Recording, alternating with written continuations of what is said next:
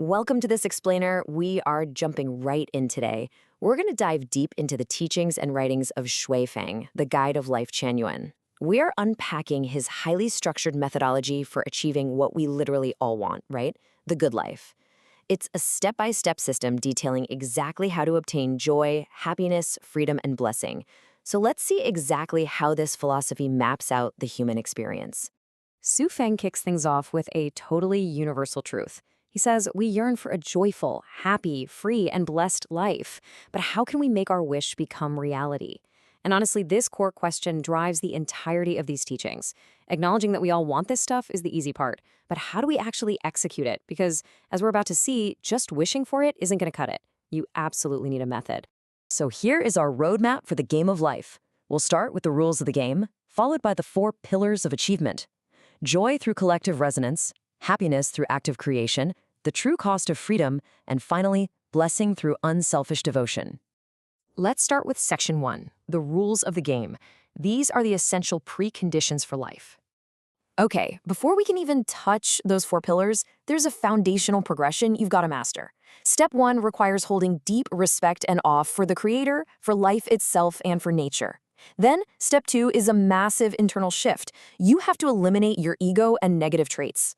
And that brings us to step 3, which is a really fascinating conceptual leap.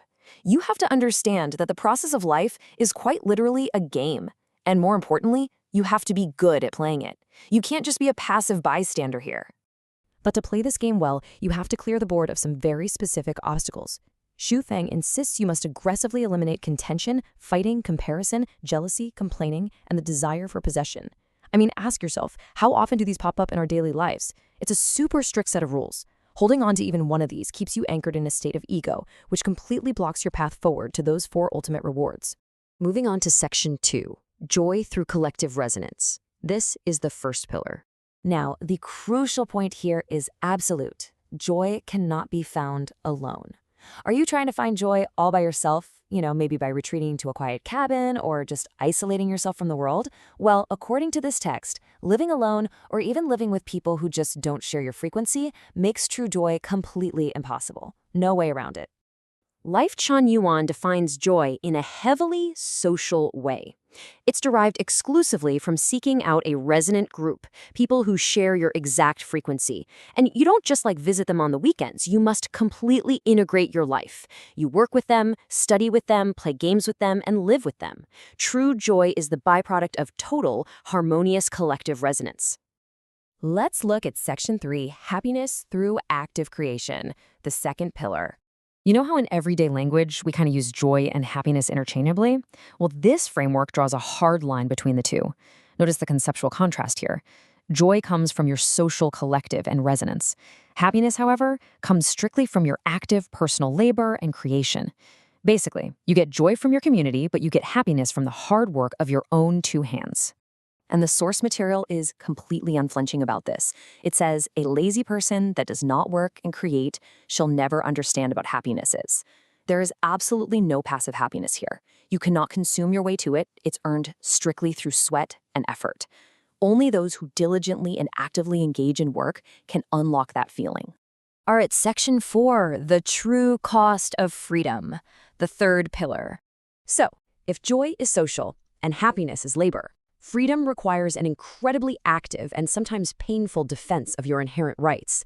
The instruction here is simple but incredibly powerful. Say no. Freedom does not just fall from the sky like charity. You are instructed to firmly and resolutely say no whenever any theory, system, program, or group tries to restrict the freedom of your soul, spirit, or flesh. It requires constant, vigilant defense. And this defense is critical because the stakes are absolute. If you lose your freedom, you fall into the realm of necessity, which the text literally equates to the status of a slave. On the flip side is the realm of freedom, framed as the single most precious thing in life. There's no middle ground here, guys. You are either actively protecting your freedom or you're sliding into subjugation. But securing this isn't easy. The author notes that wishing for freedom effortlessly is just lunatic ravings. I love that phrasing. To march from that realm of necessity into the realm of freedom means paying a heavy cost. It requires great affliction and hard tempering. It means enduring the necessary hardships to forge your independence. It's supposed to be tough. Which brings us to Section 5, Blessing Through Unselfish Devotion, the final pillar. This highest tier requires a complete paradigm shift, moving the focus entirely away from the self. The core mechanic of blessing is a direct, proportional equation. As you can see, the higher your unselfish devotion to mankind and all life, the higher the blessing you receive. They scale together perfectly. Render more unselfish service, receive more blessing. It's that simple. Conversely, this rule is absolute. A self-centered individual who lives their entire life only for themselves completely locks themselves out of this final reward. They will literally never experience the feeling of true blessing. If you hold on to your ego, you just break the equation entirely.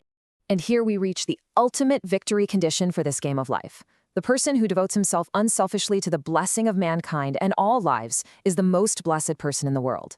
Total selflessness yields total blessing.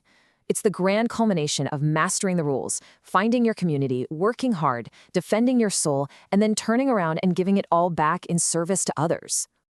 As we wrap up this explainer, I want you to take a second and look inward. Ask yourself, which of these 4 distinct paths presents the highest hurdle in your own life journey right now?